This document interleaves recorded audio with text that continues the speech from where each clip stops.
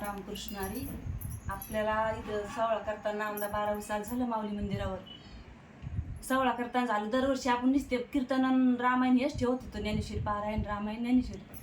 ह्या वर्षी आपण नियोजन केलं आमदा 12 साल असल्यामुळे की आपल्याला दीदीचं भागवत ठेवायचं, स्वाती दीदीचं भागवत ठेवायचं सगळ्यांनी निर्णय केला. आणि असं आपल्या सगळ्यांना साथ दिली म्हणून आपल्या दीदीचं भागवताचा लाभ भेटला आपल्या सगळ्या भेटल्यामुळे असं मग आता आणखीन आपली भावना जसं दीदीवर जास्तच बसली, दीदीने आपल्याला जास्तच प्रेम दाखवलं.